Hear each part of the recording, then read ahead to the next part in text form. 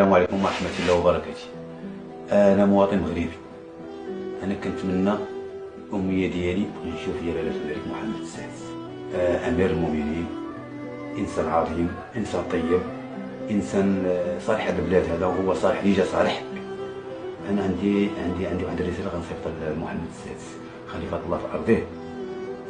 محمد السادس أنا بغيت نشوفو وبغيت نسلم عليه ونسلم على الولي العهد ديالو لمدة سنوات اللي كان ولي العهد، وانا هذا الانسان تابعه، يعني على المعامله ديالو والاخلاق ديالو، وانسان عظيم صلحتي هذه البلاد هذه وصلحتي هذه الامه هذه، وانسان ترى ملك ديال افريقيا، لا ماشي ملكنا حنا، ملك العالم كله، ملك طيب، ملك محبوب عند الناس، ملك يعني الصغير والكبير، يعني ملك.